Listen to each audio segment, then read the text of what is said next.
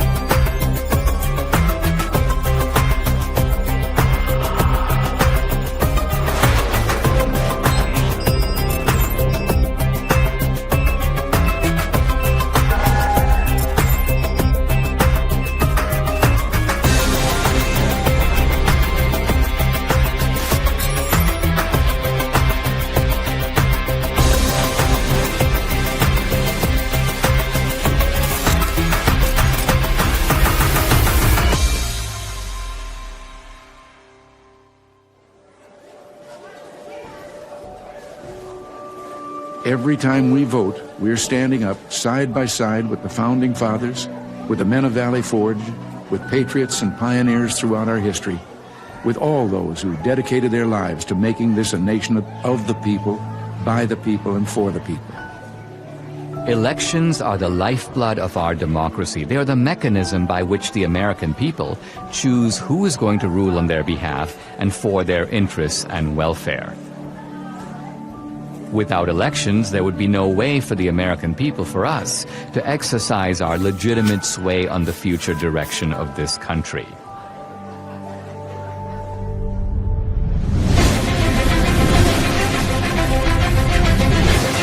Polls now closed in half the country, and we are getting some interesting results coming in from those battleground states. If you're a Republican, you say, wow. If you're a Democrat, you say, uh-oh. You see, Donald Trump is now starting to widen his lead. President Trump now with 54% of the vote. The president right now has the lead in the Keystone State. We're going to have a great night, and we're going to have, much more importantly, we're going to have a great 4 years. The 2020 election haunts the American mind. Here's where it gets really bizarre. At Fulton County, most populous county, it is Atlanta, they just stopped counting. Nevada, meanwhile, has stopped counting votes. They've all stopped counting for the night? All right, welcome back. This is CNN special live coverage, 10:31 a.m. on the East Coast. Why am I giving you the time? Well, if you managed to sleep last night, things changed. You may have gone to bed thinking this election was headed one way, and then you woke up and you saw things were different. Also overnight, Joe Biden pulled ahead in the state of Georgia. Joe Biden takes the lead in Pennsylvania. Okay, we have an announcement to make. Joe Biden has run for president 3 times, and the 3rd time has turned out to be the charm. One side insists it was the most secure election in U.S. history. Let me begin with one immutable fact. The 2020 election was the most secure election in American history. It was the cleanest election, the safest election, the most secure election ever run. And make no mistake, there has been no evidence of any significant widespread voter fraud. Let me say it again. The 2020 election was the most secure election in American history. Period. This same side accuses anyone who disagrees with them of perpetrating a big lie or the big delusion. The big lie keeps getting repeated. The big lie is just that, a big lie. And despite a relentless media barrage, the other side remains convinced there was widespread election fraud. What I saw was not a secure and transparent election. Poll watchers claim the Travis County Clerk's Office is locking them out. Last night there was a major software glitch that actually delayed the counting of all of the ballots. A look at election fraud, and I want to look at secretaries of state who illegally changed the voter laws without the permission of their state legislature. There have been numerous attempts to prove election fraud. The van dropping off ballots in the early morning hours of November 4th, 8 hours past the deadline. She said her mother was in a nursing home and did not have the mental capacity to vote. We've obtained video tonight that shows a man dropping several ballots into a drop box. Scottsdale woman pleads guilty to casting a ballot in her dead mother's name. Shows a man buying a registration form for an absentee ballot from a voter, giving him, quote, pocket money, unquote, of $200. Yet courts have refused to consider these cases on the merits. The Supreme Court rejecting an effort by Republicans to reverse President-elect Joe Biden's win in Pennsylvania. The Supreme Court has rejected the Texas-led effort to toss out election results in 4 key states. Even some Republicans dismiss the idea of systematic fraud and call for us to move on. Fraud did not play a role in the outcome of the election. The election was fair as we've seen. We simply did not win the election as Republicans for the presidency. Rather than reject what happened on the 6th, reject the lies about the election, and make clear that a president who engaged in those activities can never be president again. But we can't move on unless we know the truth. Many other issues arise out of the 2020 election. Did the January 6th protesters go to D.C. to mount an insurrection? It wasn't an insurrection, it was a primal scream. To protect the Constitution of the United States against enemies foreign and domestic! They wanted their elected leaders to adjudicate the claims of election fraud. The left's claim that this was the most secure election is also the foundation for the widespread censorship on social media of the so-called big lie. This morning, President Trump waking up without his favorite megaphone. You will never again see a tweet from President Trump. But is it a big lie? Is it a lie at all?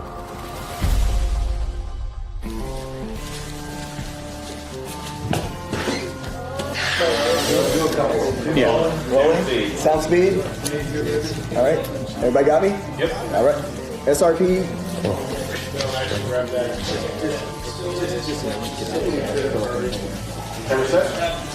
Ready? Set. Hey, I'm Dinesh D'Souza, and this is Season 1, Episode 1 of my new podcast. I started my podcast in early 2021 to speak the truth. But by simply asking questions about election fraud, you get booted from YouTube and Facebook. My podcast is sponsored by Salem Media, and I knew that other Salem hosts felt my frustration. Larry Elder, Dennis Prager, Eric Metaxas, Sebastian Gorka, Charlie Kirk.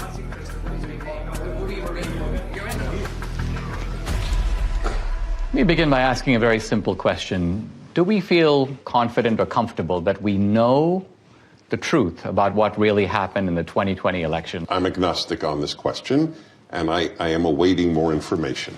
What about you, Eric? I think Dennis is a coward. Honestly, it's almost funny to me, so you're agnostic. And I think most Americans know that we don't know what happened and are not okay with that, by the way. I'm supposed to believe that a man who didn't campaign or campaign from his basement got more votes than the first black president in America? I don't believe it. Charlie? We have crumbs. We have some evidence here and there that the picture is far from complete. Larry, in your race, you were asked straight out, right? Do you believe that the 2020 election was stolen? What was your answer, and do you abide by that answer as of right now? My answer was that Donald Trump is in Mar-a-Lago and Joe Biden is in 1600 Pennsylvania Avenue. The lawsuits did not succeed. Do I believe there was shenanigans? Do I believe there were irregularities? Absolutely, and said so.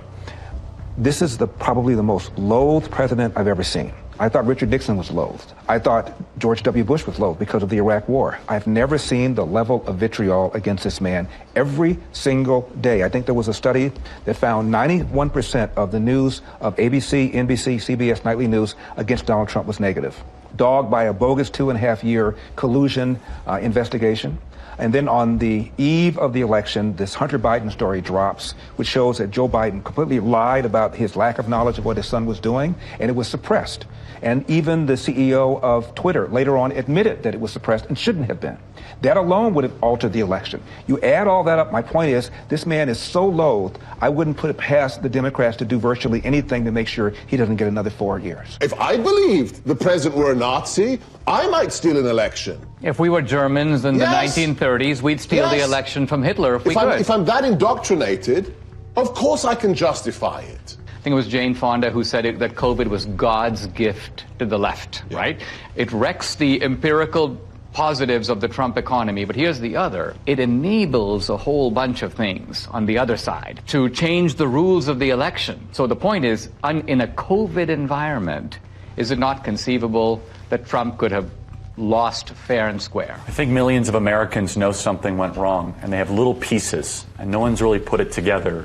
They know that there was injustice. They know it in their gut. They know it through the bellwether counties where Donald Trump won almost every single one of the predictive counties that show who's going to be president. And then they also know it where they went to bed thinking Trump was going to have 4 more years, and they woke up with the exact opposite. We have an individual who could fill a stadium with 60,000 supporters in 24 hours. Vice an individual, you know the famous photograph of the 6 empty circles at a Biden rally. We have an incumbent president who received more votes than any other incumbent president in American history, who actually got 10 million more votes than he did 4 years prior, and who received more support after 4 years of being called a racist and a white supremacist, more support from the Hispanic and black community than any Republican president since the 1960s.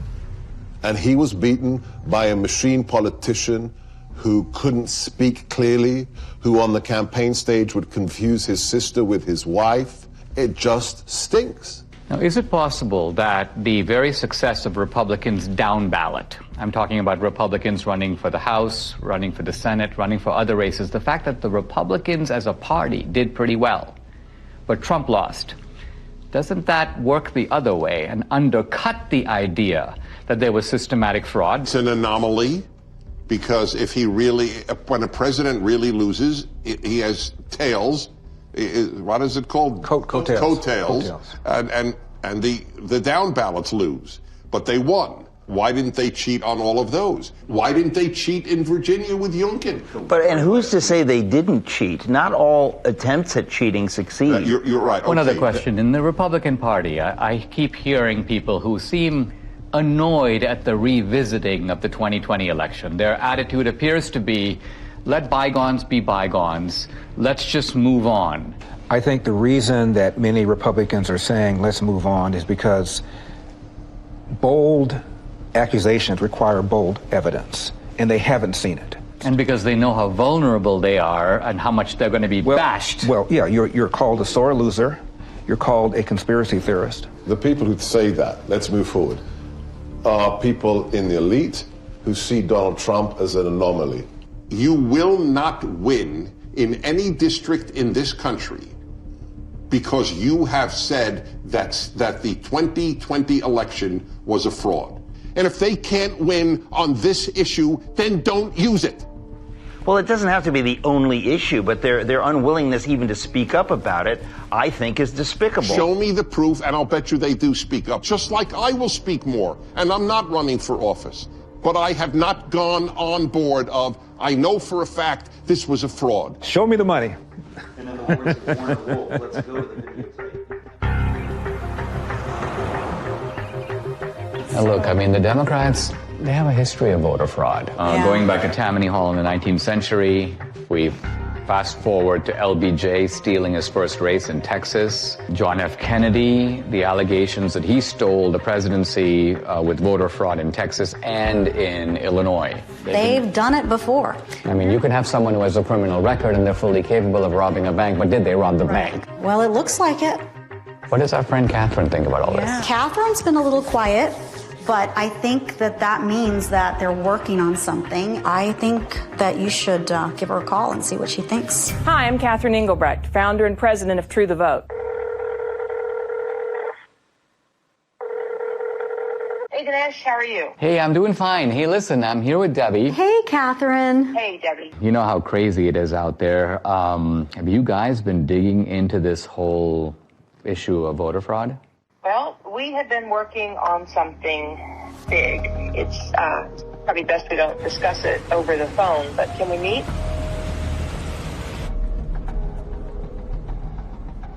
I've been working with Greg Phillips. I don't know if I've ever introduced him to you, but he has a deep background in election intelligence. He's worked projects all over the world. He's a massive 30-year experience. We decided to test a hypothesis, and we went really big. And now we have something that we think you're going to really want to see. So I'll send you the address separately.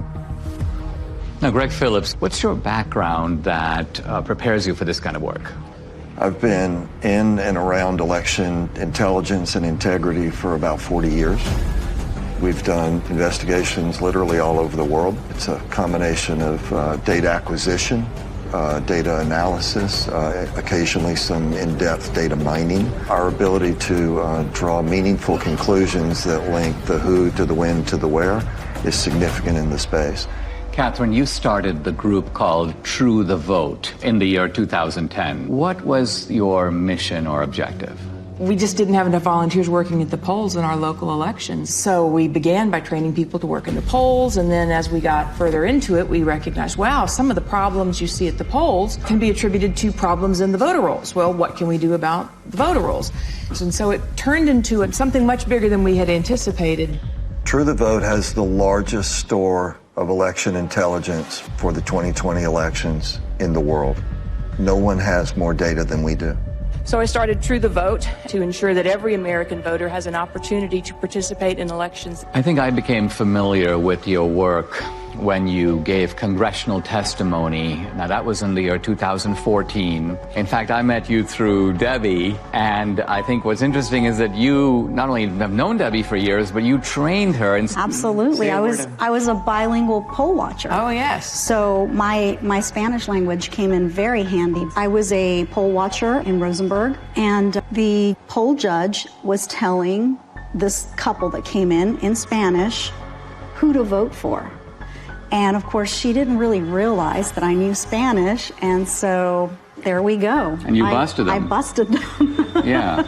So, Catherine, when you set up True the Vote, you set it up not so much, it's not a partisan organization. Is that because you saw shenanigans, problems with voting as coming out of both parties? Oh, absolutely. Plus, we need parity of parties at the polls. Well, you told me about this remarkable election in which you had vote harvesting and vote trafficking, but it was on behalf of a Republican candidate. Exactly. In North Carolina, it was unique in that it actually overturned an election. There's going to be a new election in the North Carolina congressional district engulfed in a scandal over voting fraud. This all centers around allegations that an operative for Harris then hired a team of people to harvest absentee ballots, paying them between $2 and $3 a vote. So you have an activist, the guy's name was McCrae Dowless, and he worked for the Bladen Improvement Association, which was a kind of an African-American, get voters to the polls, but apparently they were doing all kinds of vote harvesting, and he learned the strategy. Then he broke with them, and he took his services to Mark Harris, a Republican, well, actually a pastor who was running. Correct. And Harris won. He pulled it off. In 40 years of doing this, we've seen this over and over again. Sometimes the schemes are a little bit different. Sometimes it's people out banging on doors, gathering ballots. Sometimes the ballots are sent here, gathered here, deposited there. But the trafficking itself is always the same basic pattern. There's a nonprofit involved somewhere in the middle. There are people that are either collecting those ballots on the one hand or depositing those ballots on the other and getting paid for it. In no case is it acceptable to be paid for your ballot or to accept some form of remuneration for your ballot. And in no way, in no time, is that legal. I noticed, Catherine, that in the immediate aftermath of the election, when there were a lot of accusations and charges flying around, all reflecting these suspicions of something went deeply wrong, charges of foreign intervention, charges of machines, you and your organization were kind of dead silent. I got the impression that you were looking for a different approach. Given the outliers that were introduced in such a major way in 2020, namely the privately funded drop boxes, the mass mail out of ballots, the hypothesis was if you were going to cheat, how might one go about this? That would be provable, trackable, traceable. You said there might be some, let's just call them bad actors, who are delivering ballots systematically and illicitly to these mail-in drop boxes, and there might be a way to track them and to bust them. We didn't know. We decided we were going to let the data tell the tale, and we collected together a team of highly skilled contractors and put together a plan to see where the data would take us. What, Greg, is geo-tracking? So the idea is to collect these signals that are emitted from your phone. Your cell phone is delivering information to apps that are collecting that ping. So there are 4 key coordinates: the lat long, the elevation, and the time. And with that data, we can then build a pattern of life around you. So that phone's here right now. Well, where's it going to be at 5 o'clock? And where's it going to be tonight? Well, here's my cell phone. My cell phone is off. Can I be geo-tracked even with the cell phone being off? Possibly. Depending on the apps. Depending on the apps, depending on That's what marketing companies do all day, every day. Now, this is the point. We were at the Apple store and at CBS, and on both occasions, they knew where you were evidently. Absolutely. And they were telling you about specials, and they were, so people have experience of this. There's 300,000 or so apps that gather that data, and then they sell it to brokers. Isn't it also true that this geo-tracking has now become a vital tool for the military, for the intelligence agencies, and for law enforcement? Indeed, they're using it almost every day. I'll say that there's no question amongst anyone that I know in the community that many, if not all, of the people that were involved in the situation at the Capitol on January 6th were being tracked previous to January 6th, because they already knew what their pattern of life was. They already knew who to look at. Many of the people who stormed the U.S. Capitol on January 6th left digital footprints that law enforcement has used in making arrests. You're saying they must have known about these people before, because some of those guys were arrested 1 day, 3 days, 5 days after January 6th, and that's not enough time to do the geo-tracking analysis. The very idea that you could go from the afternoon of January 6th to acquiring the data, tracking the data, unmask who actually owns that phone, which the government is required to do, and then get it to a grand jury, make an arrest in 72 hours? Impossible. It's not possible. They had to have been tracking the people in advance. But the fact of the matter is, these techniques are used every single day by law enforcement, the intelligence community, the Department of Defense. Was geo-tracking part of the way that the CIA was able to identify bin Laden? It certainly played a role. It's even more sophisticated today than it was when bin Laden was disposed of. More and more apps are participating in this program, if you will. The reliability of geo-tracking is not substantially different from the reliability of a fingerprint or the reliability of DNA. If it identifies your phone, now I could have given my phone to Debbie, but the simple truth of it is my phone was there on this particular date, and there's absolutely no question about that, right? That's correct. Now, you decided to purchase through these brokers that make this information available to companies, they make it available all kinds of places, to buy data. Let's talk about the methodology. You identified data in certain places, and by and large you focused on the states where the election was decided. Tell us, what are the areas that you bought data for, and what were you looking for? And what's the time period? October 1st through the election. In Georgia, we actually bought from October 1st through January 6th after the runoff. So we went in, We decided to do the Atlanta metro area because it picks up some rural areas, it picks up some urban areas, it picks up some suburban areas. 309 drop boxes in the area. And we thought, okay, well, this is a pretty good test. We, in essence, sort of fenced around those.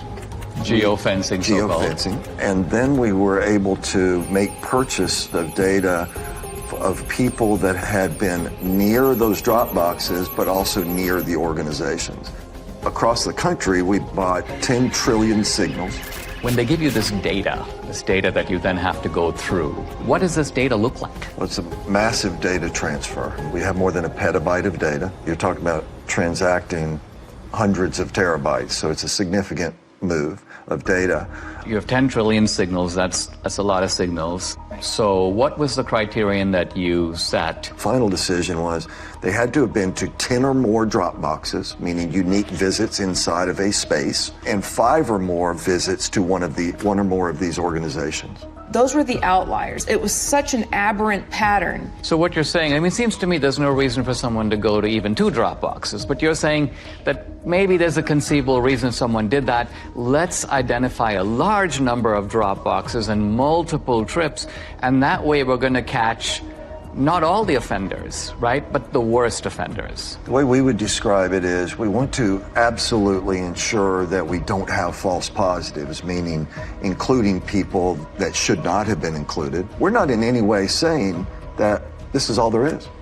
We're just saying that based on our criteria that we identified in Atlanta, 242 people that went to an average of 24 drop boxes in 8 organizations during a 2-week period. 242 mules. Now let's pause for a second. What is a mule?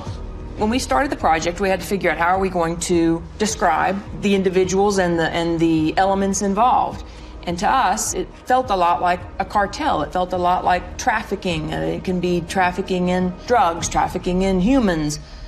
In this instance, it's ballot trafficking, and so we began to use that vernacular. A mule is, by our definition, a person that is involved in picking up ballots from locations and running them to the drop boxes. So you have the collectors on the one hand, you have the stash houses, which are the nonprofits, and then you have the mules that are doing the drops. What do we know about them? Who are they? Well, first let me say, this is not grandma out walking her dog. Bad backgrounds, bad reputations. We've had, encounters with several that are, not terribly positive. Violent guys. Can be. They are interested in one thing, that's money. Do we know, by the way, how much they get paid? According to the people that have shared information with us, it's generally $10 a ballot. In the Georgia runoff, that number was higher. 2020, of course, was the year of the Antifa riots, the BLM riots, and it was all going on in the months and weeks leading up to the election. Right. And so in the data, you have geo-tracking data of the drop boxes, but you also have data on the rioters. There were several different violent BLM Antifa riots in Atlanta. In one of them, we had 36 of our mules participate in these violent riots. There's an organization that tracks the device IDs across all violent protests around the world. We took a look at our 242 mules in Atlanta, and sure enough, dozens and dozens and dozens of our mules show up on the ACLID databases. So again, this is not grandma out walking her dog. These are, violent criminals sometimes. There's not just a criminal element, but there is an ideological element, and that there's an overlap between people. I mean, you're not going to go to an Antifa riot and find it overpopulated with patriots or Christians or Republicans. These are people on generally the far left. And turns out that these are people who also help to make up the mule population. I think that's also borne out in our target organizations themselves. They're not like Republican organizations. These are left-wing Democratic organizations. Yeah. Let's zoom in here. So the mule is the delivery man. The mule is a delivery woman. man. And what you're saying is they have a starting point or multiple starting points, and then they have the end point. And the end point is the drop box. That's right. Right? That's right. But you're saying that they get the ballots from somewhere, and then they go deposit them in multiple drop boxes. One of the questions that will come up in the work that we've done is, well, how do you know that this wasn't just somebody that's got a big family and they just deposited a bunch of ballots once? Or how do you know that this person didn't just work at a location that is near a drop box and so they're constantly going by a drop box? And the elements that are additive here, the going to the nonprofits, the ability to identify the pattern of approach to a drop box, and that it is going not past a drop box and on, but directly to a drop box and back to another point and then to another drop box. All of these things. I mean, isn't the timing significant? If some guy's going to a drop box at 2 a.m. in the morning, presumably he's not like out for a walk. Right. So we're going to show you a visual, a pattern of life that someone can see and look at rather than just a whole spreadsheet of numbers, being able to look at it in this manner. What you see here on the screen is a single person on a single day in Atlanta, Georgia. They went to 28 drop boxes in 5 organizations in one day. What are the orange dots? Those are drop boxes. And what is the blue tracks? That is a smoothed out pattern of life so that we could take the sort of the movement of the individual cell phone signals, marry them together into something that's visual so that you can see movement on the individual. To get to some of these drop boxes, you had to be intentional. You had to get off the highway, you had to go on surface streets, you had to turn in somewhere in order to get to those drop boxes. And the circles, I take it, reflect the nonprofit centers. Are that the places where the ballots originate? The stash houses, where the ballots are collected and handed to the mules to take to the drop boxes. Now let's move over to Arizona. How many mules in Arizona? A little over 200. A little over 200. In Phoenix alone. The reason I think this is all very significant is because these were very close states, right? What was the margin in Georgia? 10 or 11,000, I think, in the end. In the end. And Arizona also extremely close. Yeah, very close. Then you moved on to Wisconsin, but our initial look was in Milwaukee. Gross numbers were a little down, but the average number of visits to the drop boxes was up. So instead of having only 24 unique visits, I think we averaged 28. I mean, maybe Wisconsin. I've heard people in Milwaukee are really hardworking, and maybe they just went overtime. And then let's go to Michigan. We have more than 500 mules that we've identified in Michigan. Again, the number of boxes is lower. Now, where in Michigan? Detroit mainly, but we have people in Detroit that went to more than 100 drop boxes. I mean, this is stunning because it's like, I cannot think of a rational, kind of innocent reason for someone to do that. It just doesn't exist. No. So any reasonable person would say, you're onto something big here. We should take a closer look. Let's go to Pennsylvania, critical state. I think it was Pennsylvania that really gave Biden the election. Philadelphia alone, we've identified more than 1,100 mules at rates well beyond anything we'd seen. Closer to 50 drop boxes each. Each guy going to 50 drop boxes? Each. 1,100. We saw people driving back and forth to New Jersey across the bridge. But you're saying the ballots may not even be from Philadelphia or from Pennsylvania. We're saying somebody should But investigate. you're saying that the origin point appears to be Jersey.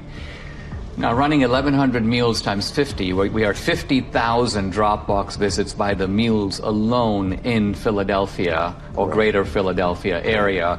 Now, as you were assessing this data, you had, the two of you, and I'm not sure which of you came up with this, a genius idea in my view.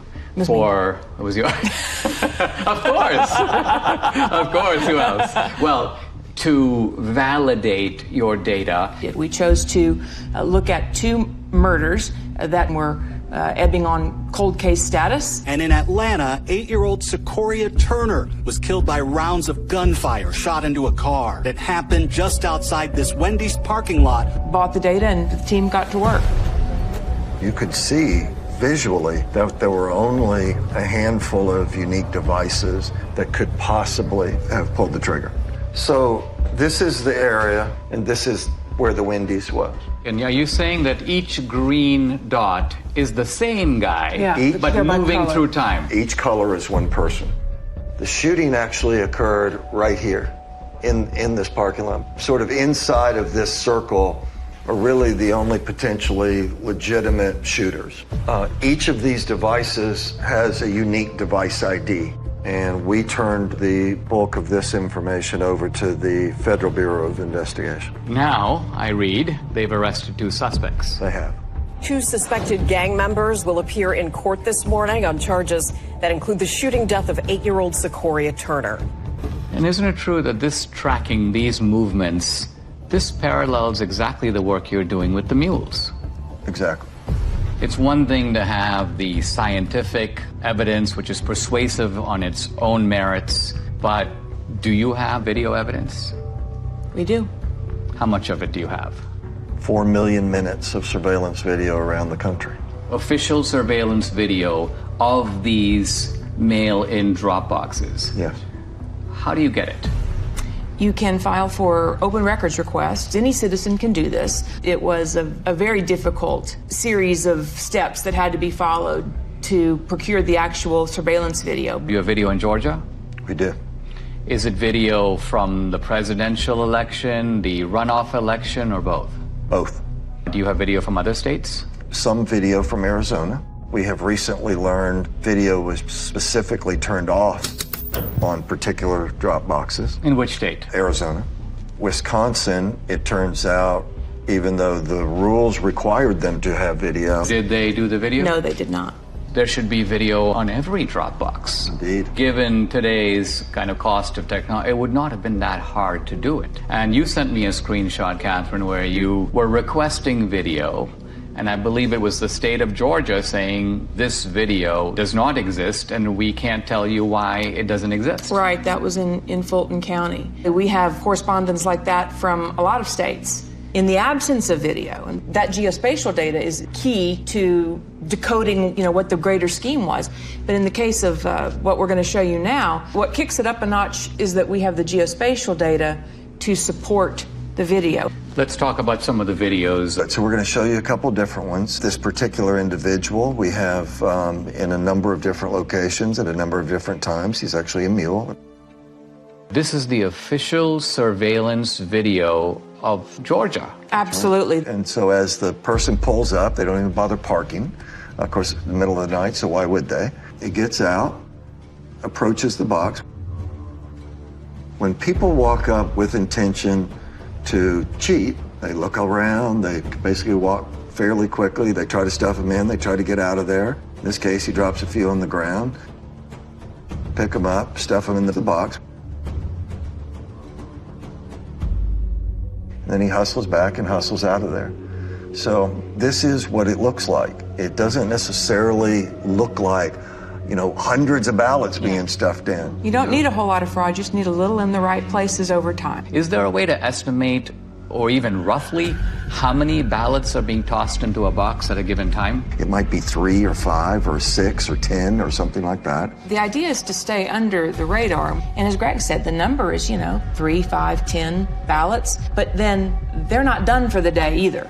They're going place to place to place, day upon day upon day. And so that will not show up in your chain of custody documents, your tracking documents that would identify a big blip. I mean, they're not going up and dumping in, buckets full of ballots. On the other hand, we've seen circumstances where it appears that buckets full of ballots showed up. There's one box in Gwinnett County that had a chain of custody document with 1,962 ballots noted on this. And first of all, that's roughly 10 times what we normally see. We sorted through the geodata, found a few hundred people. Okay, well, that's pretty odd. We have video of all of this.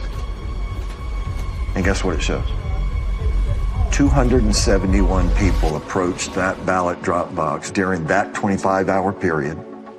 271. 1,962 ballots were deposited. Wow. Here are election officials pulling out of that drop box 2 full duffel bags containing over 1,900 ballots. Let's look at another one. Yeah, let's take a look at... Interesting thing about this person is the device seems to live in South Carolina. So this person isn't even from Georgia. She was here during both election cycles but is not a resident of the state. But as she approaches the drop box, she never looks at the trash can, right? She's looking the other way. But the other thing she has is she has gloves on. What one of our analysts noticed was these surgical gloves only appeared from December 23rd forward in the runoff. So we didn't see a lot of them previous to December 23rd, and we couldn't figure out why. And then it just dawned on us, well, on December 22nd, there was an indictment handed down in Arizona for people that had stuffed ballots, and the way the FBI nailed them was fingerprints. And then lo and behold, the next day and days forward. So this video is now from the Georgia runoffs. This is January of 21. This particular one is at approximately 1 o'clock in the morning on January the 5th. Stuffs her ballots in there. It's like a small stackish, maybe 3, maybe 4. Takes them off, and then puts them in a trash can that she never looked at. So she knew it was there. She knew it was there, right? And so we have her on a number of locations. She's an out-of-state mule, and this is in no way the only drop box that she attended. That's right. No, she's goes to dozens and dozens over the course of these 2 elections. Who's next? What you're going to see is he approaches the drop box on his bike. He also has a backpack on. Pulled the ballots out of his backpack. Taking his time. Taking his time, digging around, looking for some ballots. Finally gets that, pulls them out. Okay, now I'm set. And he'll put them in. But you also see him get sort of frustrated as he starts to leave, because guess what? At this point, they had started requiring the mules, apparently, to take pictures of the stuffing of the ballots. It appears that that's how they get paid. So they take a picture and stuff it in. They take a picture, not a selfie, but a picture of the actual ballot going in. But this guy gets frustrated, so he actually has to park his bike, get off. So if you were there just casting your own ballot, what reason in the world would you have to come back and take a picture of the box? And he kneels down. Looking around. Take some pictures. Okay, the next one. Yeah, so let me show you Dog Guy. So Dog Guy, middle of the day, this is actually at a polling place. So the people in line are waiting to go in and vote early. They're doing it the right way. Okay, now you've got some other people going to walk up. This lady doesn't care, but this next guy cares. He's watching the whole thing. The guy looks up, talks to him. Got the ballots under his arm already. Now he's got the rest that he pulled out of the bag. And he's going to get his camera ready to take the pictures as he puts them in there. If you consider the brazenness of this, right? This is the middle of the day. There's people sitting there watching you cheat. People that are doing it the right way. But it's difficult for them to know what to do, except observe and maybe say, what's going on here? What did I just see? They wonder, what does this all even mean if this is happening in broad daylight and nobody's doing anything to stop it? And so these are the kind of things, 4 million minutes of this. This was an organized effort to subvert a free and fair election. This is organized crime. You can't look at this data in its aggregate and believe anything otherwise. That's especially true when you consider that in places like Georgia, it was only decided by 10,000, 12,000 votes. And you look at 5,000 visits just from our mules, it's not a leap to say, yes, this would have made a difference.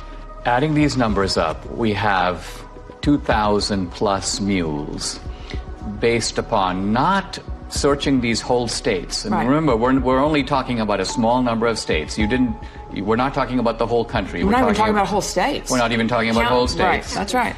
And we're also talking about a gross undercount of the actual number of mules because you set a high bar. They had to go to 10 drop boxes. So if there's a mule who went to 7 drop boxes, you wouldn't catch that guy. And they had to go to nonprofits. So they had to meet those 2 criteria and then go to one of the geofence drop boxes. If they met the 2 criteria but went to a post office box, we're not going to look at them. One of the slogans of the Democrats through all this debate has been make every vote count. And I think we can now see in a chilling way that this is kind of what they mean. What they mean is, it doesn't matter if all kinds of illegal ballots are being dropped in, let's just count them. Now the narrative needs to be that this is the most secure election. This is the most fabulous election we've ever had.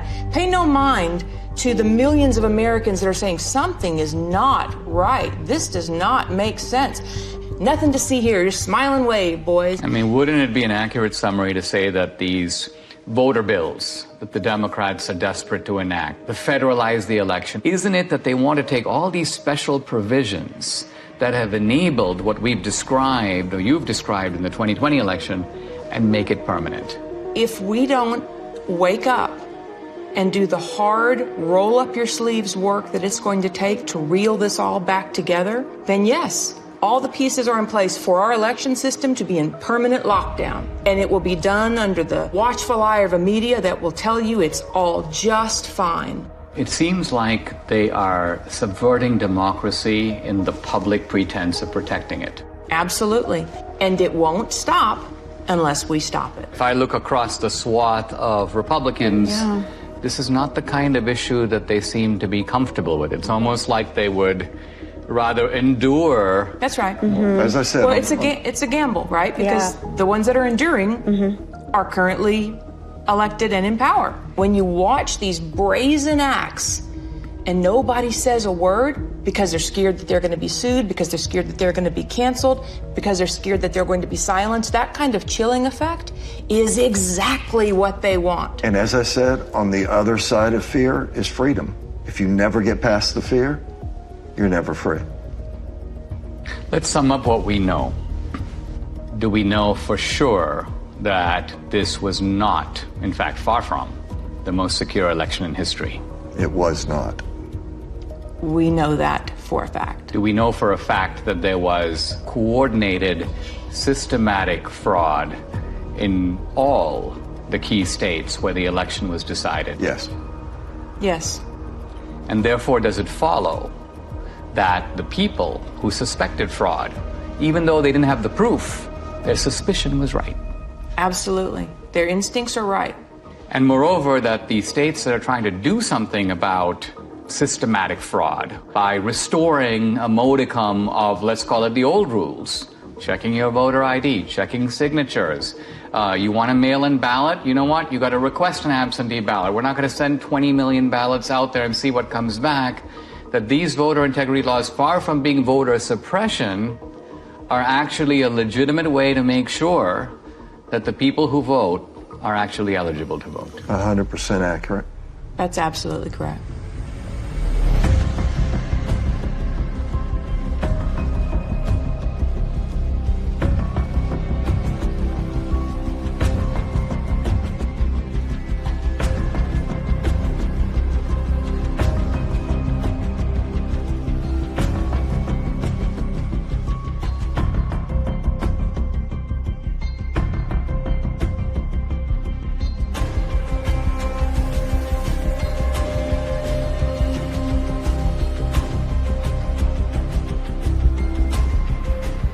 What you are seeing is a crime. These are fraudulent votes. In 2 of our 5 key states, you were allowed to give your ballot to be delivered by a family member or a caregiver. This is vote harvesting, but it's not the same as ballot trafficking. In no state in America is it legal for nonprofit organizations to collect ballots and pay mules to deliver them to mail-in drop boxes.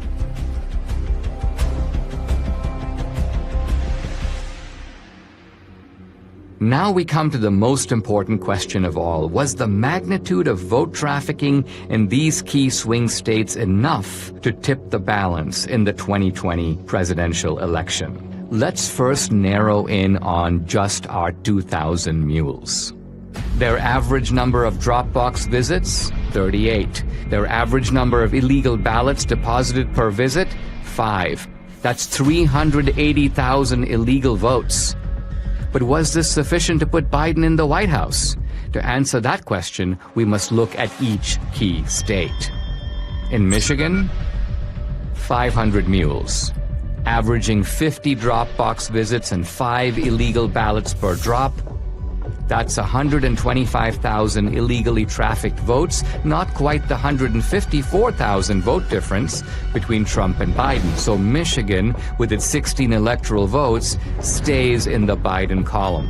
In Wisconsin, 100 mules, averaging 28 drop box visits and 5 illegal ballots per drop. That's 14,000 illegally trafficked votes, 6,000 votes short to give Trump the win. So using only our mules, Wisconsin's 10 electoral votes stays in the Biden camp. But now we come to Georgia. 250 mules, averaging 24 drop box visits and 5 illegal ballots per drop.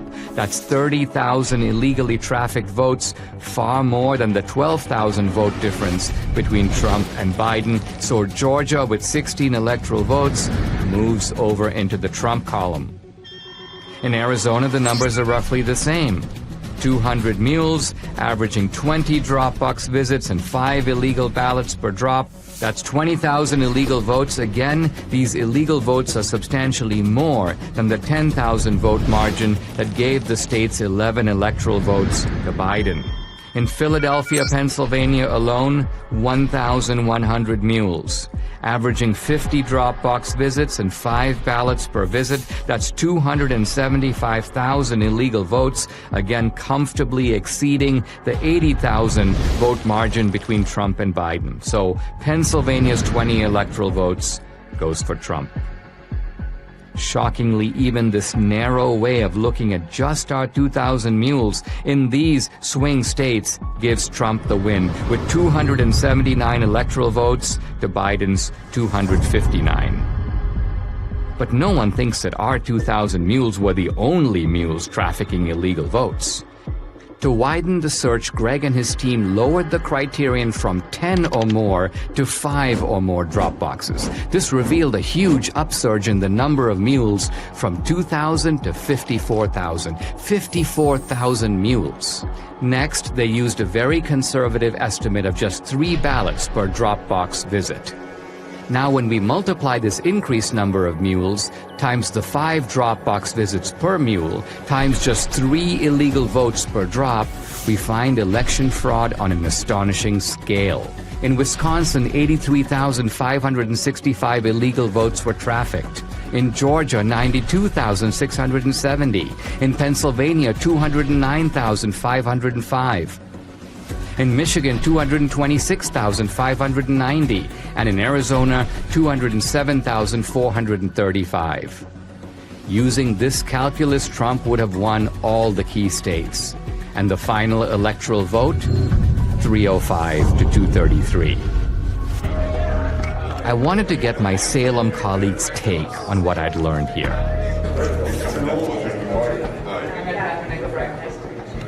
How did you get this video? Is this all surveillance footage? Is this like official status? This is all. Sorry, this is all acquired through open records and the way that we get it. There's 4 million minutes of video. Well, this is official footage. This is official surveillance footage. It's indisputable. It was taken by the state itself. That's the only place that the video left, came from. I think, did not anticipate that anyone would go through this video. So this is 1 o'clock in the morning. Don't we all vote at 1 o'clock in the morning? Right. This seems silly, but somebody asked me, they go, how do we know this is not normal mail? This is a ballot drop box. Right. Okay, this is not the mailbox where we write your mom. She's got gloves on. She's got gloves on. And what does she do with the gloves? Ooh. Whoopsie daisy. Hang on, she walked straight past that can and didn't see it. You gotta show that again. It's hilarious. Look, she just walks in. So this is not the first time she's done that. No. So that one was in Georgia, is that right? Yes. So in Georgia, it is illegal to turn in anyone but yourself or your family member's ballot. It is illegal. Right? It is illegal. So forget the outcome. That's an illegal practice, what you just saw. That's right. Video number 2. Dog guy. This is called Dog Guy.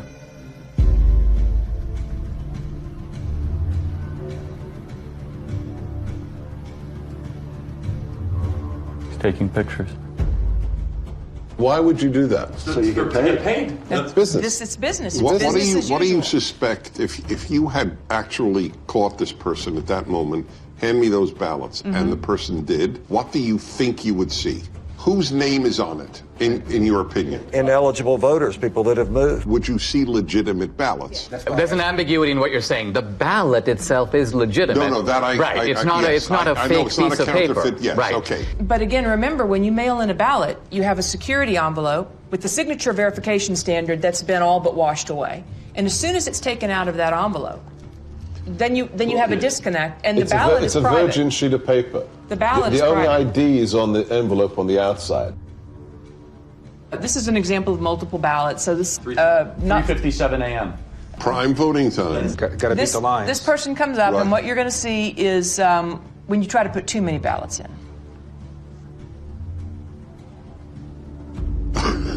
He needs a shoehorn. And we have lots of those, where they're just jamming them in and then they fall on the ground. And when you can jam them... I mean, this alone is, to say the least, suggestive. Who's voting at 3:57 a.m. with a whole bunch of ballots? And then being able to match that ping where he's standing there to the next place he goes. So we're seeing videos of one. Right. But each one of these, went to... On average, you 23 have video times. Of the same guy going different places? Yes. Yeah. Right. This is their pattern of life. So in one night, this person, this mule, went across 6 counties to 27 different drop boxes, 5 different organizations. So he was getting the ballots from the organization. Correct. So, yeah.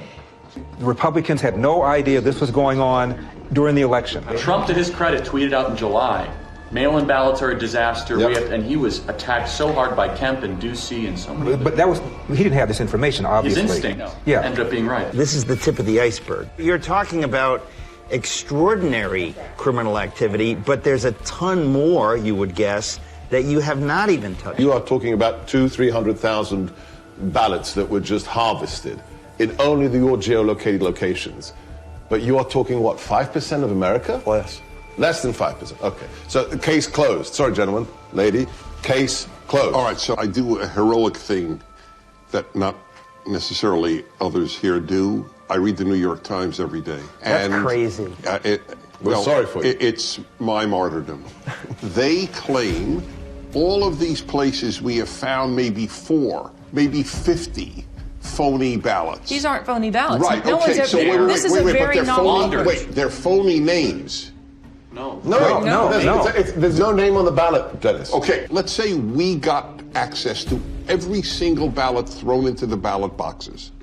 Would we be able to prove this is a fraud? It's the perfect crime because it cannot be curated after it is committed, because the evidence has no connection to the person who is meant to be voting. That's the problem. As soon as it gets taken out of the envelope, the identity of the voter we're claiming, disappears. So the vote from John Doe is from a John Doe who is dead or a John Doe who was moved. Is that correct? Or voted somewhere else. Or voted Why is that not provable? There's an easy way to bust it, but it's not the way you think. It's not to go find the ballots in the ballot mix. You can't do that. The way to find it is these guys have the cell phone identification of all the mules, all of them. So law enforcement has to step in at this point, and their next step... What were you doing 7 times? Is to go and interview the mules. Who paid you? Right. Where'd you get the money? Will any state's law enforcement do this? This is a big question. The mules aren't going to fess up. They know they're participating in something that is Well, you've got them on videotape. You've got 2,000 people who are committing felonies. Right. I'd like you to just reflect about what you've learned today and how you're feeling and thinking about it. It's just sickening to me. This is jaw-dropping. What you showed is frightening. Republicans had no clue this was going on. I wondered, were there any Republicans who did know? Investigative journalist Heather Mullins interviews a whistleblower hired by the National Republican Senatorial Committee. I was hired by the NRSC. My job was basically to watch the ballot boxes. And this was for the early voting in Georgia. So that started on December 14th. It ended on the 31st of December. And we would monitor that box from 8 to 8 all day long. So Consequently, during those 2 weeks, I monitored those boxes indiscriminately. I would move around to the different areas in the boxes and watch them 30 minutes here, an hour there. And then I would start to see things where I'd see people walking up with backpacks, and they were unloading large numbers of pallets, stuffing them in the box. Recorded some of that and took pictures of it and dates and times and those things. I spotted plates from Texas, from Colorado, South Carolina, North Carolina, and I just thought that was odd that all these states were coming in and these people would get out, and I'd watch them get out, and then they'd go up to the ballot and stuff the ballot in the ballot box. I thought that was kind of odd. So, we took pictures of those things. When we took pictures, recorded license plates and those things. And then I uploaded those photographs to a Dropbox. Then when it came to the Georgia runoff, the actual day of the election was January 5th, I was up there. It was early in the morning. Now, there were Stacey Abrams people all along the sidewalk up there. How did you know that they were Stacey Abrams people, though? Well, they had those masks on that said vote. Okay. She has one of those things they had. This was during COVID, right? And they were part of that initiative. I knew that she was part of that initiative that she had going on about get out the vote kind of thing. So it was Democratic Party and it was Abrams people that were, they were all interacting with each other. And then the local Democratic Party chairman was there also. About 6:30 that evening, we noticed there was a couple, a female couple. These two ladies had run up and they had a big stack of ballots. And we were standing there and they tried to shove the ballots in there. And I'm looking at them, we're taking pictures, and the other gentleman took some video and everything. And she turned around and looked at us and she said, "What are you doing?" And I said, "Well, we're taking a picture." And she said, "Well, you can't do that." And I said, "Yes, I can." And she got mad. And she ran up the sidewalk and left. So you're saying the NRSC was made aware that there were people stuffing drop boxes at specific dates and times? Yes. So with what you witnessed during your time watching these drop boxes, do you believe that that was enough for law enforcement to get involved? Oh, definitely. But after several weeks, no contact or anything, and, I just... Now, so you're saying, though, if somebody had contacted you, you would be willing to testify to these things and give those depositions under oath? I would have had to. Yeah. I would have had to.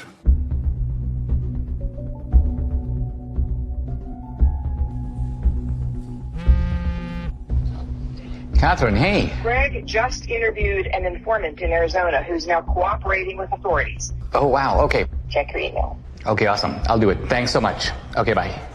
Hey, honey. Yeah. Take a look at this. So this is, I remember Greg was going to interview that mule, and so we got the video. Thank you again for. I guess they're concealing her identity. So what was your job? Like, what were you doing? Receptionist. So at some point, you were asked or sort of instructed, I guess, to start receiving people's ballots. I was just instructed to go ahead and receive ballots from various people, females mostly, and on Friday they would come and pick up payment. I assumed it was payments for what they were doing. So they would, during the week, they would bring them in at various times, and then you would pay them like all on a Friday. Is that kind of how it went? Yes. Interesting. And then I would get a call to find out how many ballots were brought in and if they were already pre-filled out first. And she would come to the office, look at them, and then before she left, she would either take them herself, but other times she would ask me if I could drop them off at the library. So what was the instruction? Just to drop them off. In the drop box? The drop box, the early ballots. Can you give me an idea of how many you personally put in the box? Hundreds? Could have been, yes. And was there a reason she wanted you to go to that drop box as opposed to maybe City Hall or something? There's no cameras. There's no cameras there. And she would want me to take it in the evening when it was dark also. Do you think this is widespread in Yuma County or elsewhere? I would say it is. So do you think that people you know in San Luis, they believe that their vote matters? I don't even think they know the meaning of what voting is. Do you personally think that the elections in San Luis are free and fair? No. They're fixed. They've been fixed.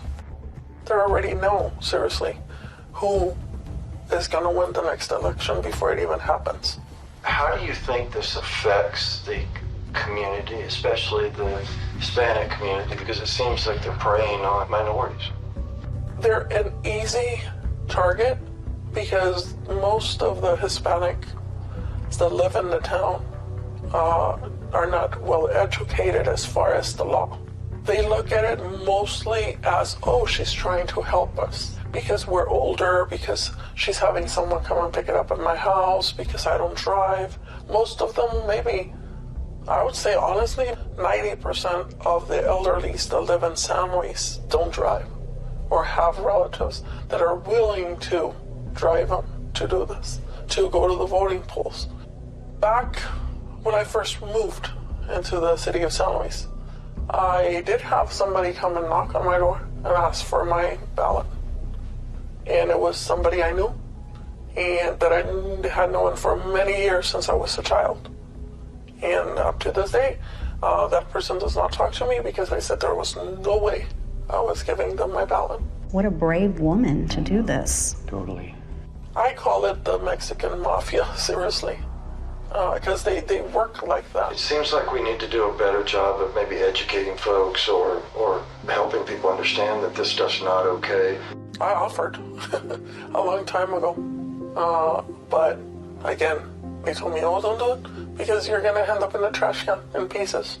What do you think it's going to take to get this trafficking to stop? For people to get caught and pay the price. Wow. Unbelievable. We know that the mules got their stashes of ballots from these activist organizations. But where did the activist organizations get the ballots from? Hans von Spakovsky is a former member of the Federal Election Commission, a senior fellow at the Heritage Foundation, and co-author of the book Our Broken Elections. I will say election fraud is bipartisan, but most of the cases I see are, unfortunately, the Democratic Party.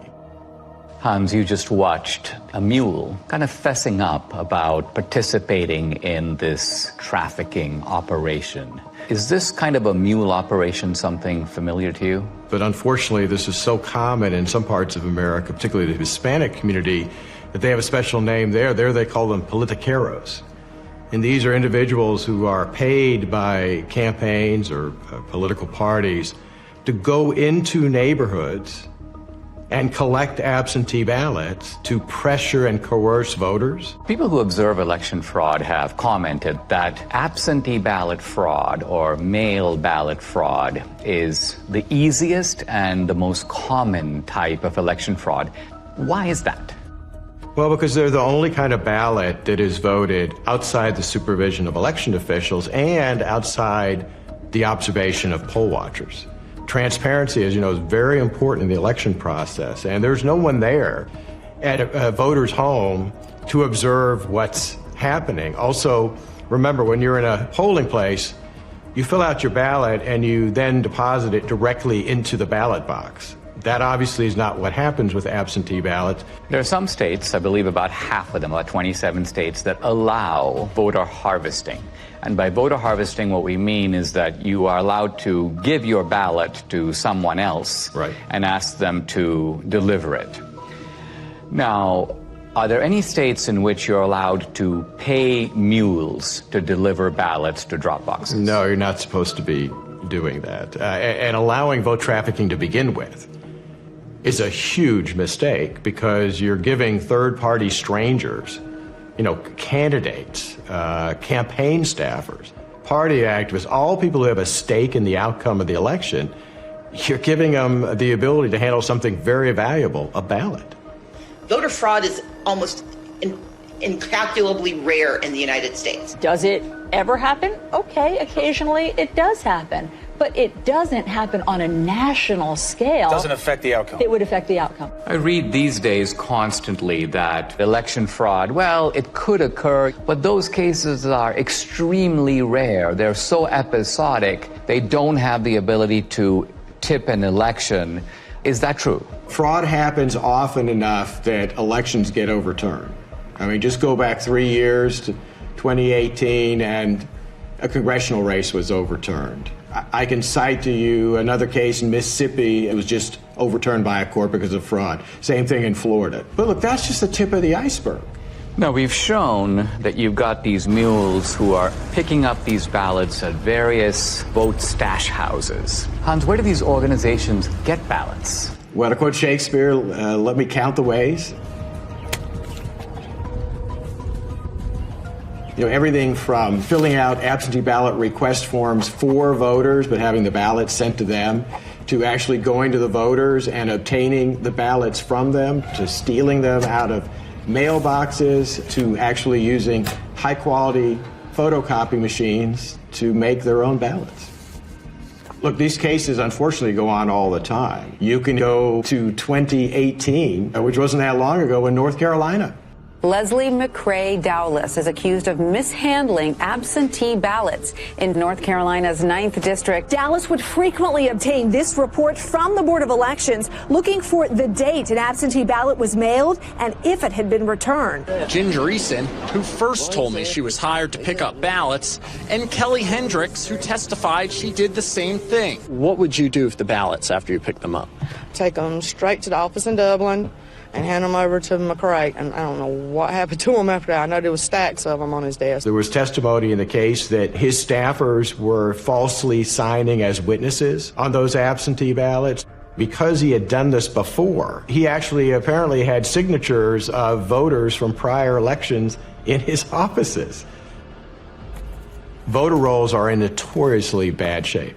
States do a very bad job of taking people off who are no longer eligible because they've died or moved away. And it's very easy to get hold of a state's voter registration list. So, you know, if somebody's on the list and they haven't voted in 10 years, you're probably pretty safe in trying to cast a ballot on their behalf. Remember, in states that made the mistake of simply mailing out a absentee ballot to every single registered voter, well, if you're a fraudster and you get hold of that absentee ballot, you've got 90% of the information you need to fill it out because the name's going to be on the outer envelope and their registered address. Let's follow the track of these mail-out ballots, right? Let's just say you got students on a campus, they've voted, but then they graduate, and obviously they move to a different state. If they're on the voter rolls, is it not a fact that mail ballots will be arriving in the dorms and arriving in, and so presumably they're not going to be that hard to scoop up if somebody knows where to look for them? No, that's exactly right. And, you know, I work in the District of Columbia. They mailed out absentee ballots to all of their registered voters, and I can't tell you how many phone calls I got from people that I know saying that not only had their ballot arrived in the mail, but 5, 6, 7 ballots all coming into their apartment for people who used to live there. Now, a former Supreme Court justice in Wisconsin named Gableman has done a preliminary report. He talks about the fact that there are approximately 90,000 people in Wisconsin who are in resident care facilities or nursing homes. So she's basically not capable any longer of even remaining awake for more than a few minutes. And so were you surprised that she voted in February 2021? Absolutely. But I was surprised to hear that she voted in the last presidential election. Much to my surprise, she had voted for the last, off and on for the last 10 years. I guess in my mind, I thought if you put your parent into a facility because they were incapacitated, they would not even be offered the vote. They make you vote. They make you vote here? And so how do they make you vote? Because I didn't want to vote and they told me I had to. That is a real problem. Clearly, it was a problem in Wisconsin 2020, but unfortunately, that's a perennial problem in other states, too. What happens is you have staff in those nursing homes. Sometimes they are activists politically. They get these individuals registered to vote, or if they're already registered to vote, they will request absentee ballots in their name, sometimes forging their signatures, and then filling out the ballots for them. Just prior to the 2020 election, the state of Texas indicted a social worker in a home for young people who were basically mentally incompetent. She had sent in over 100 voter registrations for these individuals who were not legally competent to vote. What about homeless shelters? Look, if a homeless individual is mentally capable, they ought to be able to vote. And if the only place they can list as a registered address is a homeless shelter, that's fine. But the problem there is that it's very easy, I think, for them to be intimidated and coerced. In Chicago, the largest election fraud case the U.S. Justice Department ever prosecuted, they were paying homeless individuals to cast ballots the way they wanted them to cast ballots. What made you want to do this? What made you want to get involved? Well, I knew election stuff was supposed to be something good to do, and then plus I needed a little extra money to get Christmas for my son. So that's why, the main reason I did that. Who do these fraudsters pick on? They pick on the most vulnerable in our society. They go into poor neighborhoods. They pick on the elderly. They pick on people for whom English is not their first language. When we're trying to stop election fraud, we're actually trying to protect, I'd say, the most vulnerable people in our society.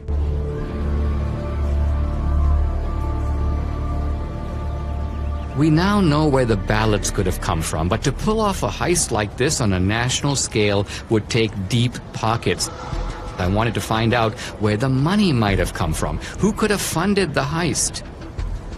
I met with Scott Walter, an old colleague of mine at the American Enterprise Institute, who is now head of the Capital Research Center. This is an organization that has produced multiple reports on the funding of elections. People think of three rivers of money, really, that empty into the gulf of elections. The hard dollars to write a check to a candidate. The second, you hear soft money or dark money. And then there's a third river that people tend to neglect, but Capital Research Center has studied intently, and that is the 501c3 nonprofit money, the kind of charity that you get to take a tax deduction for. That river is enormous. In the 2018 cycle, about $21 billion. Now, what do the IRS regulations say about the involvement of these nonprofits? By law, these nonprofit charities are forbidden to directly intervene in elections in any way or to help a particular party or candidate. The IRS is emphatic that you cannot intend or even have the effect of helping one party or candidate over the other. Now, let's talk about some of the key elements of this particular network that we're focusing on. We have drop boxes, and those drop boxes are, most people would think, funded entirely by the states. In other words, the drop boxes in Georgia are funded by the state of Georgia, but that's not entirely the case, is it? In the 2020 election, there was an unprecedented hundreds of millions of private dollars going into government election offices. The $470 million or so dollars were sent by Mark Zuckerberg and his wife. We did our part to secure the integrity of the election. There were a few other places that put in much smaller amounts. One entity that put in $25 million was, again, a nonprofit that's part of the Arabella Advisors, which as a total empire in 2020 took in $1.7 billion. Is there any evidence that this operation had a partisan thrust or a partisan character? As we all know, big money rarely comes without strings attached. One of the big ones is lots and lots of drop boxes. Also, lots and lots of vote by mail. To get your nice big checks, you had to do things like have drop boxes, encourage vote by mail, have ads in foreign languages, all kinds of things that little by little are nudging the turnout for one particular political party. In addition to the $470 or so million that went into the Zuckbuck operation, you also had in 2020 a $120 million project very secretive, called the Voter Registration Project. The $120 million, it came from Soros's foundation. It came from Visa's foundation. It came from Warren Buffett's foundation. It came from unions like the SEIU. The Voter Registration Project has as its goal increasing in the 8 target states over 2 million voters who are overwhelmingly expected to vote for the Democratic Party. And so the states that we're talking about here, Arizona? Yes. Georgia? Yes. North Carolina? Yes. Any others? Nevada, New Mexico. Here we've got an operation of illegal vote trafficking. You've got thousands of mules. They're being paid to do this. What you're saying is there is more than enough money available to fund any such operation. In fact, this would be only one part of a much larger effort to control the election. We are talking $500 million in nonprofit charitable funds flowing into efforts to register and get out the vote for Democrats. Most of the left-wing mainstream media, when they reported on the Zuckbucks going through, they made it sound like, oh, it's all going to go for masks and, plexiglass and all. And every study that's ever been done of some of the grants to the big cities found a few percent maybe going to help people that way, and the massive amounts of money going into ginning up the vote-by-mail operation and the drop box operation and those sorts of things that benefit one political party.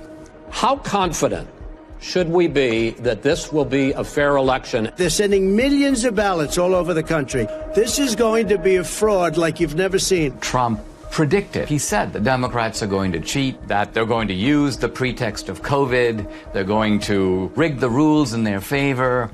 Nevertheless, Republicans focus their efforts on the campaign, while Democrats focus their efforts on the process of actually running the election.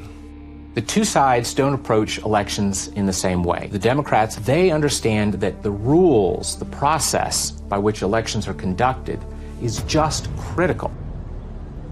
We must now face the chilling reality. The Democrats conceived the heist. They funded it. They organized it. Then they carried it out.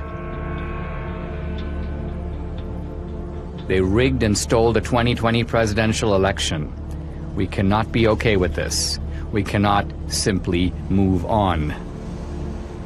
Guys, I'd like to have your honest assessment on what you've seen, what you've heard, and what we can reasonably draw from it. What do we have empirically? We have data, geolocated. We have footage of people harvesting ballots. Do we know who those ballots were for? We can't know who they were for. However, you have to inject common sense. Are we saying that in the centers of Democrat-held districts, we are seeing hundreds and hundreds of visits to drop boxes with pro-Trump ballots?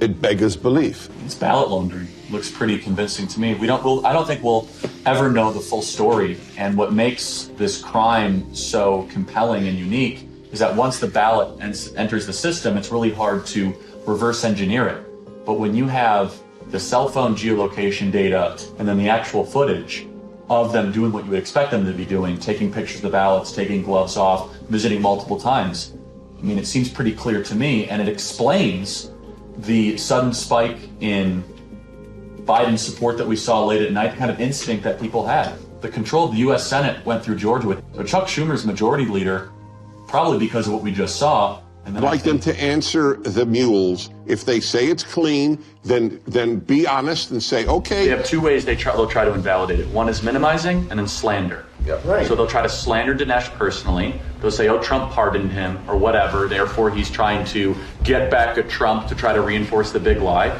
I could already see the headline in the Washington Post. Trump pardoned ally comes out with questionable movie. I predict right now they will say, what on earth is a conservative doing tracking private citizens?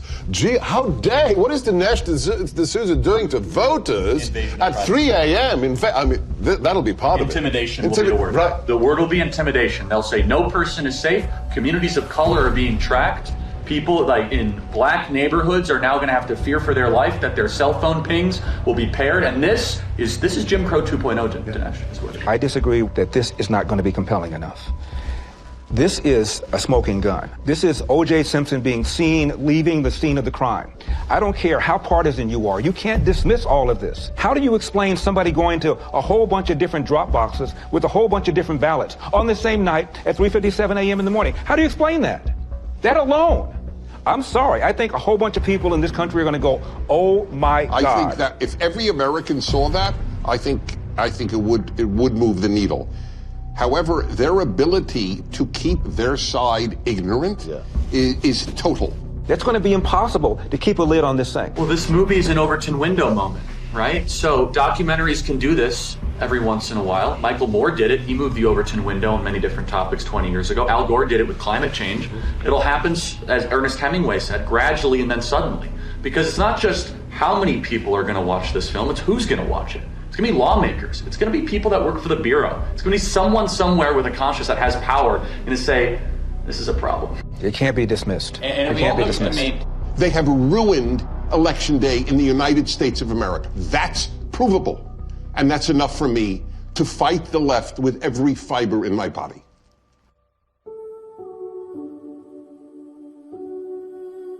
Without free and fair elections, we are not a democracy. We are a nation run by a criminal cartel masquerading as a democracy. Never in U.S. history has a presidential election been as thoroughly corrupted by coordinated fraud across multiple states as we now know took place in 2020. Today, totalitarian regimes camouflage their fake elections with appearance of democracy, but they're not real democracies. We don't want to join them. Our elections must represent the will of American citizens.